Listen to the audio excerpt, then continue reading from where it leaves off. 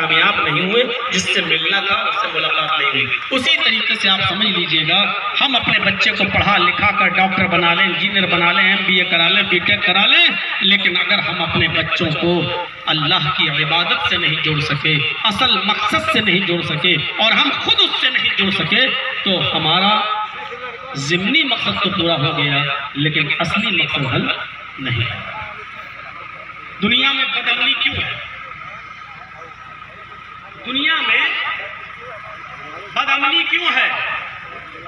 उसकी असल वजह यही है कि हमने दुनिया को उसके असली मकसद से दूर कर दिया। हम ये समझाने में नाकाम रहे कि तुम्हारा असली मकसद क्या है, और जब लोगों को असली मकसद समझ में आ जाए, असली मकसद समझ में आ जाए, तो याद रखिएगा दुनिया से बदअमनी मिट जाएगी, अशांति खत्म हो जाएगी और शांति ही शांति दुनिया में हो जाएगी, अगर उनको ये पता चल जाए कि हमारा असली मकसद क्या है जिंदगी का। लेकिन असली मकसद तय कौन करेगा? किसी लीडर से पूछो कि दुनिया में बदअमनी क्यों है,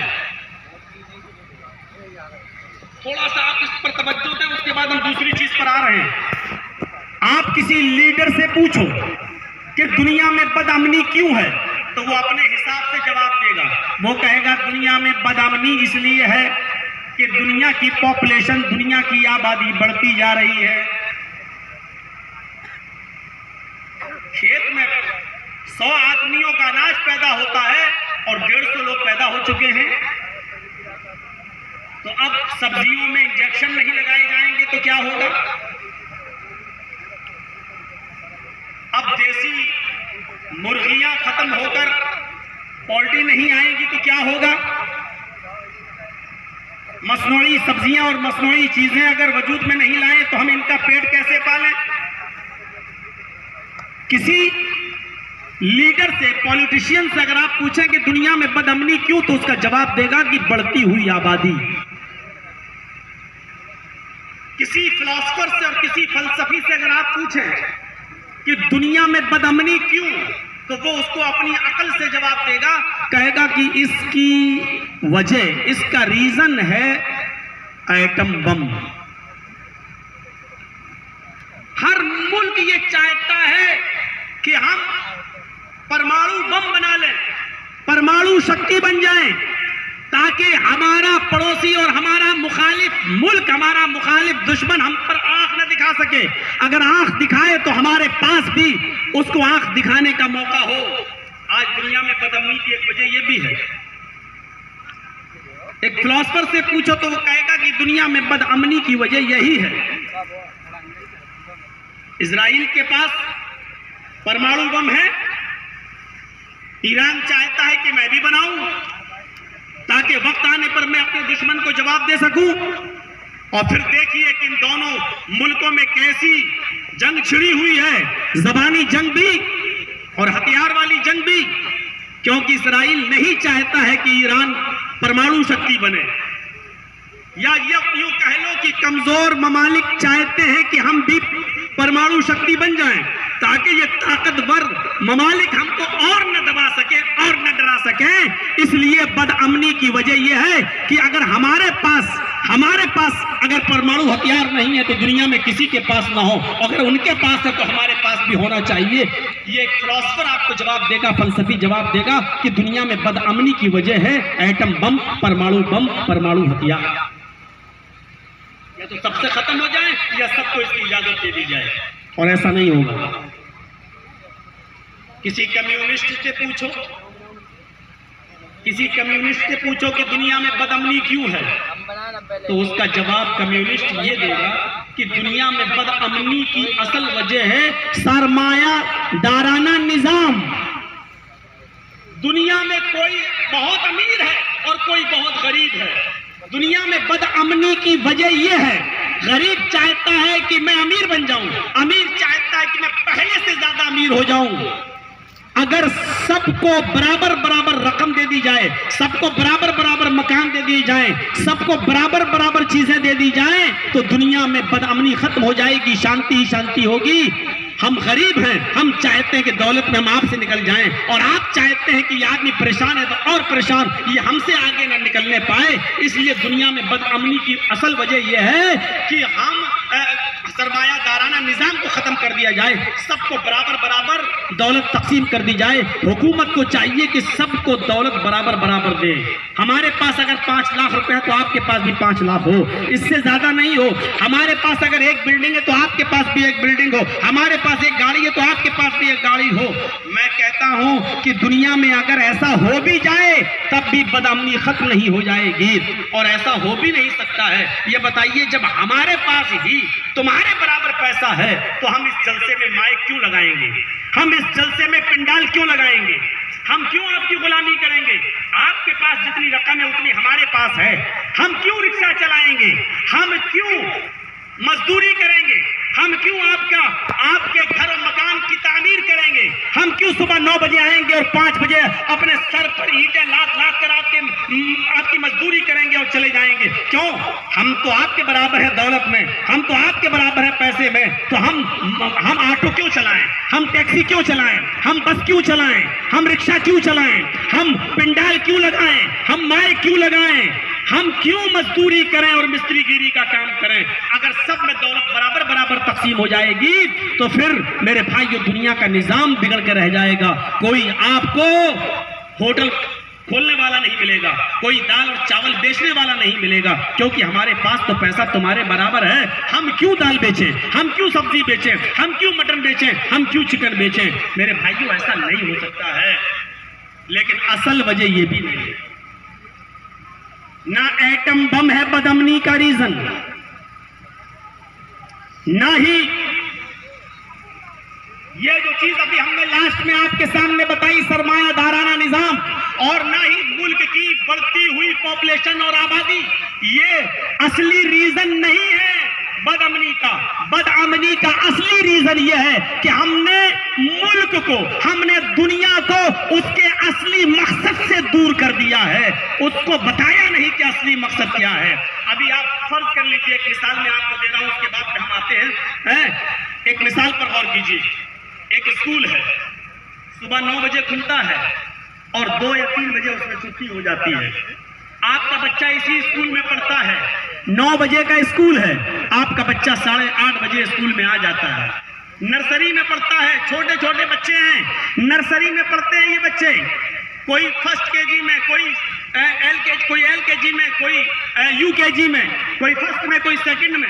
स्कूल 9 बजे का है, बच्चे 8:30 बजे आ जाते हैं। अभी प्रेयर नहीं हुई है, अभी घंटी नहीं लगी है, आधा घंटा बाकी है। उन बच्चों को आप देखेंगे कि वो स्कूल के ग्राउंड में खेलेंगे, कूदेंगे, शोर करेंगे, हंगामा करेंगे, एक दूसरे को पकड़ेंगे, एक दूसरे को मारेंगे। कोई पेड़ पे चढ़ रहा होगा, कोई क्रिकेट खेल रहा होगा, कोई लड़ रहा होगा, कोई किसी का कॉलर पकड़ता है, कोई किसी को नीचे गिराता है। कितना हंगामा होता है। उन बच्चों के दरमियान अचानक 9 बजता है, घंटी बजती है और बच्चे अपने अपने क्लास में चले जाते हैं और बच्चे बिल्कुल खामोश हो जाते हैं। मैं पूछता हूं अब क्या हुआ, ये बच्चे एकदम खामोश क्यों हो गए? अभी तक शोर कर रहे थे, क्यों? क्या ये घर से खाना खाकर नहीं आए थे? नहीं। क्या ये भूखे आए थे? नहीं। क्या ये अपने माँ बाप से सीख कर आए थे कि बच्चों स्कूल में जाना और लड़ना? नहीं। अभी तक लड़ रहे थे, अचानक खामोश हो गए।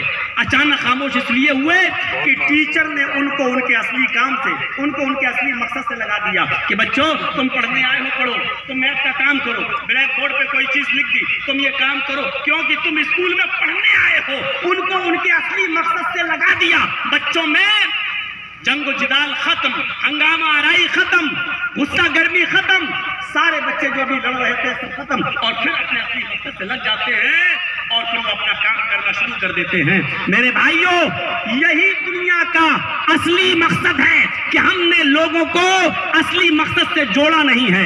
कोई कह रहा है कि दुनिया की बढ़ती हुई आबादी बदअमनी की वजह है, कोई कहता है कि नहीं सरमायादाराना निजाम जो है वो बदअमनी की वजह है। कोई कहता परमाणु और एटॉमिक बम ये दुनिया की बदअमनी की वजह है। ये कोई वजह नहीं है। दुनिया की असल बदअमनी की वजह यह है कि हमने लोगों को उनके असली मकसद से नहीं लगाया। जिस मकसद के लिए अल्लाह ताला ने उनको पैदा किया है, हम उनको उनके असली मकसद में लगा दें तो ये बदअमनी खत्म हो जाए। और असल मकसद क्या है? वमा खलक़तुल जिन्ना वल इंसा इल्ला लियअबुदून। हमने जिन्नों और इंसानों को सिर्फ इसलिए पैदा किया ताकि वो मेरी ही इबादत करें, मेरी ही परस्तिश करें, मेरी ही पूजा करें। असली मकसद से जोड़ दीजिए। अब इबादत का मफहूम बहुत वसी है। अब आप ये ना समझे कि सिर्फ नमाज पढ़ना ही इबादत है। अब हम जब देखेंगे कि मेरे पड़ोस में आदमी भूखा है, वो सोया नहीं है, भूख की वजह से बिलबिला रहा है, तो अब आप तहज्जुद की नमाज नहीं पढ़ेंगे, क्योंकि इमाम कायनात ने फरमाया, अल्लाह के रसूल ने फरमाया कि अल्लाह की कसम वो मोमिन नहीं, अल्लाह की कसम वो मोमिन नहीं, अल्लाह की कसम वो मोमिन नहीं जो खुद तो पेट भर के खाना खा ले और उसका पड़ोसी भूखा सो जाए। अब पड़ोसी भूखा सो रहा है, उसकी फिक्र आपके ऊपर, आपकी जिम्मेदारी है। अगर वो भूखा सो गया और आप तहज्जुद में पड़े रहे, सजदों पे सजदे ठोकते रहे, तो आपकी इबादत बेकार है। क्योंकि अब इबादत किसकी जरूरत नहीं थी, उस भूखे पड़ोसी का पेट भरने की जरूरत इबादत थी। आपने उस इबादत से मुंह मोड़ा। ये इबादत कर रहे हैं वो इबादत। इस वक्त आपको इबादत ये करनी थी कि उस पड़ोसी का पेट पालना था, अपने घर में खाने में शोरबा बढ़ाकर उसको पहुंचाना था, उसके बच्चों को खिलाना और पिलाना था। हम इस इबादत से नहीं जुड़े हैं मेरे भाइयों। जब हम इस इबादत से नहीं जुड़ेंगे तो दुनिया में बदअमनी होगी। आज वो भूखा सो गया, कल आपके ऊपर भी ऐसे हालात आ सकते हैं, कल आपके बीवी बच्चे भी भूखे सो सकते हैं। अब इस्लाम कहता है कि इबादत ये है कि तुम्हारा पड़ोसी भूखा ना सोए। इबादत यही नहीं है। यहां तो सूरत हाल ही दूसरी है। ये आदमी इतना ज्यादा आगे कैसे बढ़ रहा है, पैसे में, दौलत में। हमें अपनी परेशानी से, तकलीफ से इतनी तकलीफ नहीं है जितना आपके आराम से हमें तकलीफ है। हमारी आदत बड़ी अजीब है। जो कुछ मिला हम उसको अकेले, हम किसी को नहीं देंगे। एक गांव में एक बैल मर गया और एक कुत्ता उसको नोच नोच के खा रहा है। गांव के दूसरे कुत्ते को बदबू लगी, वो भी आया और गांव के दूसरे कुत्ते उस बैल को खाने के लिए आगे बढ़े, तो इस कुत्ते ने भौंक भौंक कर उनको भगा दिया। कितना खा लेगा ये कुत्ता? 2 किलो, 3 किलो, 4 किलो, 5 किलो। अरे यहां तो 3 कुंटल पड़ा हुआ है। लेकिन कुत्ते की सिफत यह है कि बर्बाद हो जाए, खत्म हो जाए, मिटता है तो मिट जाए, लेकिन दूसरे कुत्ते को हम खाने नहीं देंगे। मिसाल बहुत कड़वी है, लेकिन सुनना पड़ेगी तुम्हें नहीं, तुम्हारे बाप को भी, क्योंकि अथॉरिटी, पावर मुझे आपने नहीं दिया बोलने। यही सिफत आज हमारे अंदर की आ गई है। जितना आ रहा आने दो, किसी को हम देंगे नहीं, चाहे बर्बाद हो जाए हमारे यहाँ, लेकिन हम आपको नहीं देंगे। ये सिफत हमारे अंदर आ जाए। अब चला जाए। हम अपनी तकलीफ से परेशान नहीं है जितना दूसरे के सुख से हम परेशान। सड़क पर एक छुरी पड़ी हुई थी, किसी कसाब ने बकरी काटी थी, ज़िबा की थी, और बकरी काटने के बाद वो छुरी उसी जगह भूल गया। उस छुरी के ऊपर बकरी का खून लगा हुआ था। एक कुत्ते की नजर उस छुरी पर पड़ी, उसने छुरी के ऊपर खून लगा हुआ देखा, वो आया और उसने अपनी जबान से उस छुरी को चाटा। हम जूम कर लिया जो चाटा तो बकरी का लगा हुआ खून तो वो कुत्ता चाट गया, लेकिन चाटते वक्त उस कुत्ते की जबान कट गई, और उस कुत्ते की जबान जो कटी तो उसका खून उस छुरी पर लग गया। कुत्ता समझा कि अभी बकरी का खून और बाकी है। उसने फिर दूसरी जबान फिर दोबारा चलाई, वो दूसरी जगह से कट गई। कुत्ता समझा भी बकरी का खून और ज्यादा मौजूद है, वो बार बार खून को चाटता जा रहा है और उसकी जबान अपनी जगह से कटती जा रही है, लेकिन वो बकरी का खून समझ के उस वक्त तक चाटता रहा जब तक कि उसकी जबान कटकर जमीन के ऊपर नहीं गिर गई।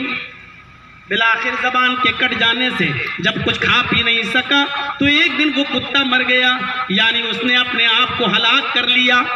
आज यही चीज हमारी सोसाइटी और हमारे समाज में हम इंसानों के दरमियान भी आ चुकी है। मेरे भाइयों, यही चीज है कि हम दूसरे की भलाई देख नहीं सकते हैं, हम अपने आप को बर्बाद कर रहे हैं दूसरे को मिटाने के चक्कर में, और इतना बर्बाद कर रहे हैं, कोर्ट से लेकर कचहरी से लेकर इतना बर्बाद कर रहे हैं अपने आप को कि हमें पता ही नहीं चलता।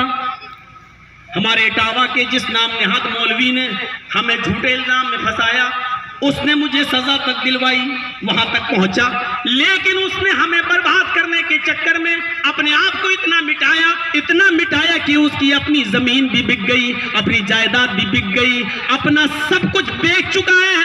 आज वो कब्रिस्तान की जमीनों पर नाजायज कब्जे करने की नौबत उसकी आ गई, उसका कारोबार बंद हो गया। मेरे भाइयों, ये कहते हैं कि और जिसको मिटाना चाह रहा था उसको देखो, वो जेल के बाहर जब आता है तो 2-2,5-3 हजार आदमी उसका स्वागत कर रहे हैं जेल के दरवाजे पर, और दूसरे ही दिन से उसका प्रोग्राम शुरू हो जाता है। मेरे प्यारे साथियों, इज्जत और जिल्लत का मालिक दुनिया में कोई इंसान नहीं है, इज्जत और जिल्लत का मालिक ऊपर वाला है। वह तो इज्जो मंतशा वह तो जिल्लो मंतशा, तुम जिसको चाहो इज्जत दो, ये नहीं, अल्लाह जिसको चाहे इज्जत दे, जिसको चाहे जिल्लत दे। इज्जत और जिल्लत का मालिक अल्लाह है, हम और आप नहीं है। इसलिए ये तसव्वुर अपने दिमाग से निकालिए, इबादत का मफहूम बड़ा वसी है, हम लोगों को उनके असली मकसद से जोड़ देंगे। इबादत, बीवी नाराज है, अब आप जा रहे हैं नफली नमाज पढ़ रहे हैं, नहीं, अब पहले बीवी को मनाओ, ये इबादत है। अल्लाह के नबी फरमाते हैं, जिसने एक लुकमा उठाया और प्यार से वो लुकमा अपनी बीवी के मुंह में डाल दिया, प्यार से वो लुकमा अपने हाथ से अपनी बीवी को खिलाया, तो उस पर भी सवाब है, सवाब इबादत पर मिलता है। अब आप नफली नमाज पढ़ेंगे, ये इबादत नहीं है। इबादत का मफहूम ये है कि अब आपकी बीवी नाराज है तो आप अपनी बीवी को मनाइए, उसको खिलाइए, उसको खिलाना इबादत है, उसको मनाइए, उसको मनाना इबादत है। ज्यादा देर तक उससे नाराज ना रहिए, ना उसको रहने दीजिए, इबादत है। मेरे भाइयों, नमाज हो चुकी, अब निकलो, अब मस्जिद में मत बैठो, यहाँ तक कि जुमे की नमाज भी आपने पढ़ ली, अब आप मस्जिद में मत बैठो। अब क्या जरूरत है तस्बीह घुमाने की, अब क्या जरूरत है असर तक उस मस्जिद में बैठने की, अब क्या जरूरत है अल्लाह अल्लाह करने की। तुमने नमाज पढ़ ली, अब निकलो, गरीब इंसान अपनी बीवियों बच्चों के लिए मेहनत करो, उनके लिए कमाओ, ये इबादत है। फैज़ा क़ुज़ियतिस सलातु फंतशिरू फिल अर्ज़, जब जुमे की नमाज मुकम्मल कर लो, पूरी कर लो, तो अब मस्जिद में मत बैठे रहो, मस्जिद से बाहर निकलो। फंतशिरू फिल अर्ज़, जमीन में फैल जाओ। वब्तगू मिन फज़लिल्लाह, अल्लाह ने जो रिज़्क़ उतारा है, अल्लाह ने जो रोजी उतारी है, उसको तलाश करो। अपने बीवी बच्चों के लिए मेहनत करो, उनको खिलाओ पिलाओ, पालो पोसो और उनकी अच्छी तालीम और तरबियत करो, यही तो इबादत है। हमने इबादत का मफहूम ये समझ लिया, सुबह उठो और शाम तक अल्लाहू अल्लाहू करते रहो, और शाम को जब कोई पूछे खाना कहाँ से आएगा तो मोहल्ले वालों के ऊपर बोझ बन जाओ कि वो लोग खिलाएंगे और पिलाएंगे। हमने इबादत का मफहूम ये समझ रखा है, यह इबादत का मफहूम नहीं है। हमने लोगों को असली मकसद से दूर कर दिया है। हम अल्लाह की इबादत से लोगों को जोड़ दें, अमन व अमान पैदा हो जाएगा, अमन व अमान पैदा हो जाएगा, सुकून ही सुकून पैदा हो जाएगा। वमा खलक़तुल जिन्ना वल इंसा इल्ला लियअबुदून, हमने जिन और इंसानों को सिर्फ इसलिए पैदा किया है ताकि वो मेरी ही इबादत करें। एक चीज होती है अब्द, बंदा, एक चीज होती है इबादत, बंदगी, एक चीज होती है आबिद, इबादत करने वाला, और एक चीज होती है माबूद, जिसकी इबादत की जाए। देख रहे हैं? अब हम और आप कौन है? अब अल्लाह के बंदे, नमाज पढ़ रहे हैं, रोजा रख रहे हैं, बीवी को अपने हाथ से खाना खिला रहे हैं। ये क्या है? इबादत। हम जो कर रहे हैं अपने हाथ से, हम कौन हुए? आबिद, इबादत करने वाले। और ये इबादत हम जिसके लिए कर रहे हैं वो कौन है? माबूद, जिसकी इबादत की जाए। एक आबिद में और माबूद में बड़ा गहरा रब्त होना चाहिए। हम अब्द के माना गुलाम, हम अल्लाह के गुलाम हैं, नौकर नहीं, सर्वेंट नहीं। नौकर क्या होता है? जल्दी साहब ने एक मदरसा खोला, एक स्कूल खोला, आप उस मदरसे में टीचर हैं। आप सुबह आएंगे 7 बजे और 12 बजे छुट्टी। 7 बजे से लेकर 12 बजे तक आप हमारे यहाँ सर्विस कर रहे हैं, आप हमारे सर्वेंट हैं, लेकिन गुलाम नहीं है। हमने आपको खरीदा नहीं है।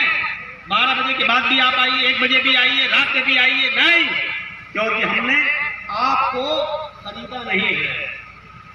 सर्वेंट में और गुलाम में फर्क होता है। गुलाम उसको कहते हैं जिसको खरीदा गया। अरब के अंदर पहले गुलाम बेचे जाते थे, खरीदे जाते थे। जब हमने किसी को कीमत देकर खरीद लिया तो वो हमारा नौकर नहीं है। हमें रात के 12 बजे भी उठाना पड़ेगा तो उसको उठना पड़ेगा, हमें रात के 2 बजे भी उससे काम लेना है तो हम उससे काम लेंगे, क्योंकि हमने उसको खरीदा है। वो हमारा गुलाम है, नौकर नहीं। अल्लाह रब्बुल आलमीन ने फरमाया, तुम मेरे बंदे हो, मेरे गुलाम हो, नौकर नहीं। तुम इतनी ड्यूटी देने के बाद फ्री नहीं हो जाओगे। सुबह फजर में उठे, नमाज पढ़ी और घर में चले गए, नहीं नहीं। जब हम चाहेंगे तुम हमारे गुलाम हो, हमने अपनी जन्नत के बदले तुम्हें खरीद लिया है। हम तुम्हारी जानें भी जब मांगेंगे तो तुम्हें देना पड़ेगा, तुम्हारा माल जब हम मांगेंगे तब तुम्हें हमें देना पड़ेगा। हमने तुम्हें जन्नत के बदले में खरीद लिया है, तुम्हारी जानों को भी तुम्हें भी हमने खरीद लिया है। तुम हमारे गुलाम हो, तुम हमारे नौकर नहीं हो कि ड्यूटी निभाई और चल दिए। नहीं, जब भी जरूरत होगी, जब भी इस्लाम को जरूरत होगी, शरीयत को जरूरत होगी, तुम्हें अपनी जान और अपना माल लेकर हाजिर होना पड़ेगा। तुम हमारे नौकर नहीं हो, हमारे गुलाम हो। बहुत सी बातें ऐसी होती हैं जो समझ में नहीं आती, लेकिन हमें मानना पड़ेगी। उसकी वजह क्या है? क्योंकि ये अल्लाह ही जानता है। महमूद बादशाह था और उसका गुलाम था अयाज।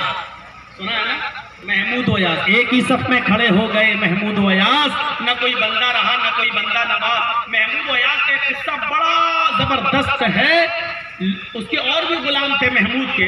उन गुलामों ने शिकायत की महमूद से कि आप जितना प्यार, जितनी चाहत, जितना लगाव आपका इनसे है, अयाज से, उतना आप दूसरे गुलामों को तो अहमियत नहीं देते हो। क्या वजह है?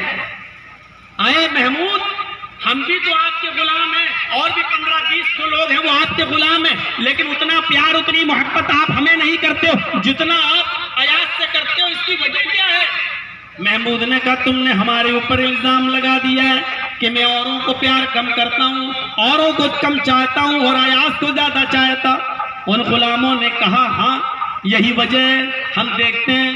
उसने कहा, जानना चाहते हो कि मैं अयाज को क्यों ज्यादा चाहता हूं और तुम लोगों को इतना ज्यादा क्यों नहीं चाहता? कहां बताओ। उसने सारे गुलामों को बुलाया, लाइन से बिठा दिया। महमूद ने सारे गुलामों को लाइन से बिठा दिया, अयाज को भी बिठा दिया, और सबके हाथ में उसने, बादशाह ने, महमूद ने एक एक डायमंड का, हीरे का हार दे दिया। हीरा, एक एक हीरा दे दिया सबको, लो पकड़ो। और सबके हाथ में एक एक हथौड़ी भी दे दी, एक हैमर, हथौड़ा भी दे दिया, लो। जब उसने एक एक डायमंड सब गुलामों को दिया तो अयाज को भी दिया। फिर उसने एक एक हथौड़ा सारे गुलामों को दिया, अयाज को भी दिया। उसके बाद उसने कहा, सब लोगों को हथौड़ा मिल गया, हाँ। डायमंड मिल गया, हाँ। अब कहा कि मेरा हुक्म है कि तोड़ दो ये हथौड़ा, डायमंड पे मारो, इस डायमंड को तोड़ दो, इस हीरे को तोड़ दो। सब लोगों ने कहा इतना कीमती डायमंड इसको तोड़ दो। तो कुछ सोचा, एक दूसरे ने एक दूसरे का मुंह देखा, लेकिन उठाया हथौड़ा और सबने मारा। डायमंड टूट गया, चकनाचूर हो गए। सबने हथौड़ा मारा, अयाज ने भी मारा। अब महमूद ने एक एक गुलाम को बुलाया, इधर आओ, तुमने डायमंड क्यों तोड़ा? गौर करो। महमूद ने कहा है ये डायमंड क्यों तोड़ दिया? वो कहता गुलाम, अरे साहब आप ही ने तो हुक्म दिया था, मैं तोड़ दिया। दूसरे को बुलाया, इधर आओ, तुमने डायमंड क्यों तोड़ा? अरे बादशाह सलामत, मेरे कानों ने आपका हुक्म सुना, मैंने तोड़ दिया। तीसरे से पूछा तुमने क्यों तोड़ा? उसने कहा साहब डायमंड की कीमत आपके हुक्म से बड़ी नहीं थी, आपके हुक्म के आगे डायमंड क्या बेचता है? आपने हुक्म दिया और हमने आपके हुक्म को मान लिया और तोड़ दिया। सब लोगों ने यही जवाब दिया। जब अयाज की बारी आई, अयाज इधर आओ, डायमंड तो तुमने भी तोड़ा, हथौड़ा तो तुमने भी मारा, तुमने इस डायमंड को क्यों तोड़ा? तो अयाज ने इतना खूबसूरत जवाब दिया तमाम लोगों के सामने, तमाम गुलामों के सामने। अयाज ने कहा बादशाह सलामत, आपने हुक्म दिया कि तोड़ दो, मैंने अपने कानों से सुना तोड़ दो। मैंने अकल में आपका हुक्म को अपनी अकल में दौड़ाया, फिर मैंने सोचा कि तोड़ूं या न तोड़ूं।